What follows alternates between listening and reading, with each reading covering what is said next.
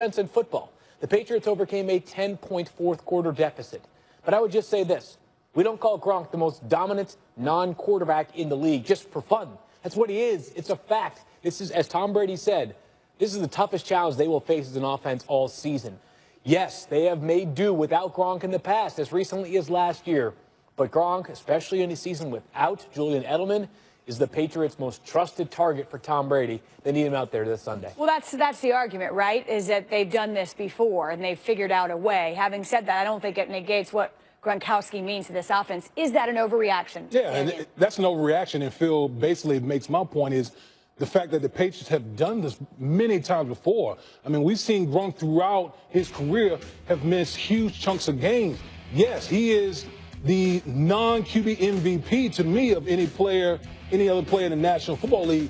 But if there's one team that's more well-versed in overcoming these type of things, an injury to a particular player, it's the New England Patriots. The train never stops. They just keep going. It's a well-oiled machine up there in New England. Yes, would you like to have Gronk? Obviously, but the Patriots are the one team that's used to this. Well, overreaction or not an overreaction, the likelihood is that they will have Rob Gronkowski. So that should serve them well either way. They will also have Tom Brady. Perhaps you've heard of him, although that was a little bit in question prior to the AFC Championship game. He had that cut and the injury to his throwing hand. It continues to heal, and here's what Brady said about the injury. Well, I'm still, working on it. Again, it was only 11 days ago when I heard it. So, but I think we're in a decent place, and hopefully it can get better over the course of the next 7 days. Not quite where I want it to be right now, but hopefully by game time it should be. So we continue with this. Overreaction or not an overreaction, Damian, to say that Tom Brady's hand is still an issue. A big deal, if you will. When this is an overreaction, I think Tom is kind of hamming it up a little bit, playing it up. He did stoke the fire a little bit there. This is not like Brady usually. I think he's having a little fun with this whole thing. But I just asked someone, just go take a look at the game last week against the Jacksonville Jaguars, arguably the best defense in the National Football League. He pretty much carved them up, didn't he, Phil? He sure did. He carved them up. So, yeah, overreaction. Would you agree, Phil, though, before you answer the question, that a little bit un-Brady-like, this sort of kerosene, just a little bit that he's added to the... I mean, that was borderline opening up the vault of secret information for Patriots health information. So there must be a reason. Relative to what they say normally, right? Yeah. I mean, normally it's, you can barely get him to concede that it's even a right hand you never talk issue. About injuries. You just don't talk about injuries. So obviously Tom Brady...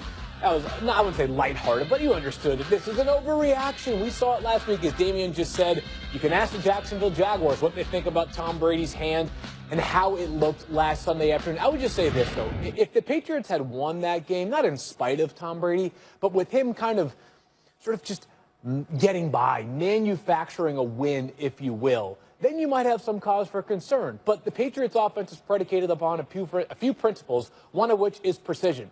You asked me if the timing and the precision and the accuracy of Tom Brady's throws was where it needed to be last week, and the answer is clearly yes. Right. Will he be on the injury report this week?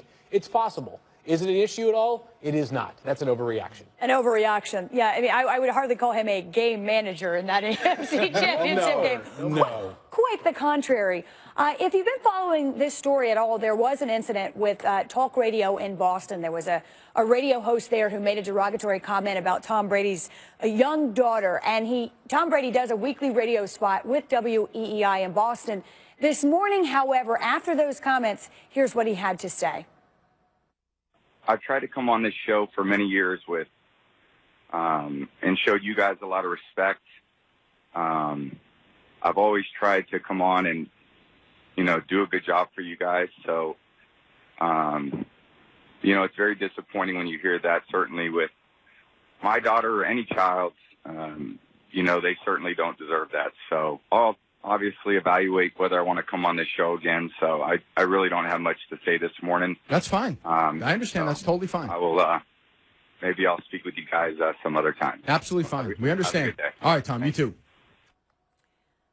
So our statement for overreaction Monday comes in light of the fact that Tom Brady is you talked about, opened up the vault on his personal life just a little bit more than we've seen. He's doing a documentary for Facebook, the first two of which have aired now. So our statement is this: Tom Brady should have kept his personal life private. Is that an overreaction? Yeah, it's an overreaction. And I just want to quickly say that the fact that Brady went on radio to kind of excoriate, that the host and just make his feelings be known, I think you got to give him major props on that, because you could have easily put out a statement or something like that, but just to go on there and voice that opinion, I think that needed to happen in an era with athletes having multiple platforms to be able to do things like this. To kind of share their personal story. I love it when athletes are able to do that, so it's overreaction. Yeah, this is an overreaction in the highest order. And if you think about Tom Brady sharing his personal life in this Tom versus Time documentary, and this comment came on the heels of the first episode, it's in the most innocuous way possible. I mean, his daughter appears in the documentary for 15 seconds at the beginning of it, and most of the 15-minute episode is Tom Brady staring into a camera and speaking very candidly and taking you behind the curtain a little bit, but in no way is Tom Brady flaunting his family. Basically, Tom Brady put out a documentary that 99.999% of the people that watch it will be clamoring for more and saying, I would always love to see this kind of side of Tom Brady. This is fascinating, in-depth, revealing. This is great. It's a good thing for the public for us to understand the brilliance of perhaps the greatest professional athlete in team sports. This is an overreaction. Obviously, comments are way out of line. Way out of line. And I would say this, at times I feel like we've almost been critical of Tom Brady for not showing us more. Not that he was obligated to, but we've wanted to see that. We've clamored for that.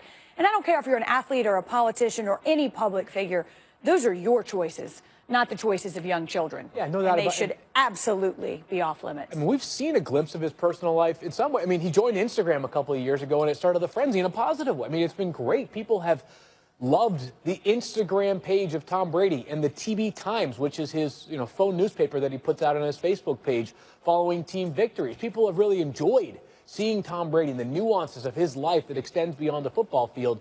No exception here. Again, the comments are the issue. Tom's decision to put a documentary out, totally fair game.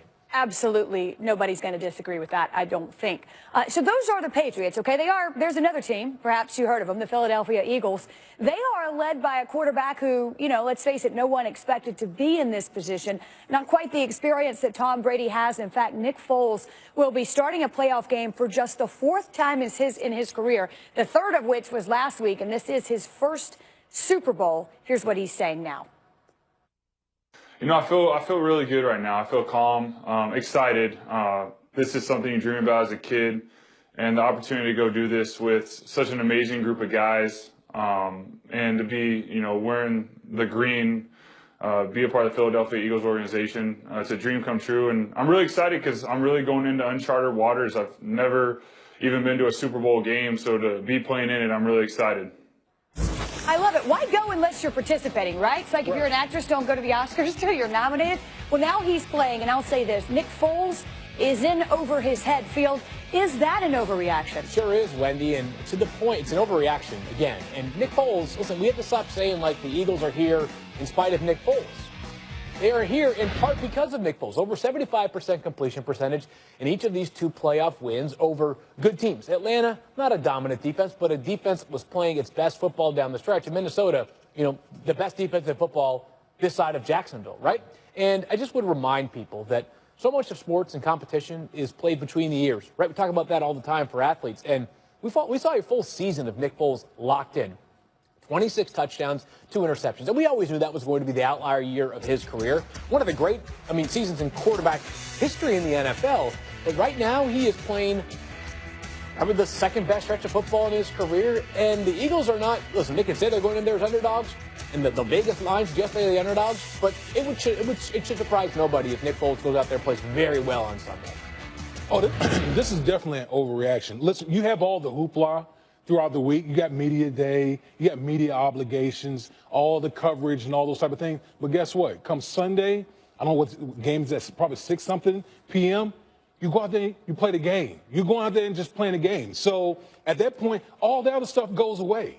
And you're just two teams just battling out on the field. So to say that someone is in and over their head, it's just nonsense. Look, you never know. I don't feel comfortable speaking to what's inside someone's head, but he certainly doesn't look overwhelmed. No, he doesn't look overwhelmed. He doesn't sound overwhelmed, and he shouldn't be.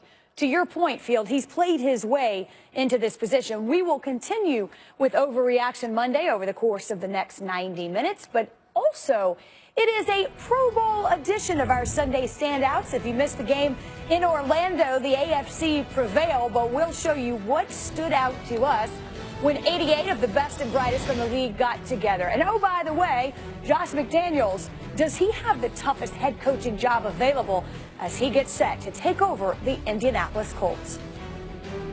NFL Live is presented by Golden Corral Smokehouse. Now take home 6 free yeast rolls. Pepsi's always had great taste,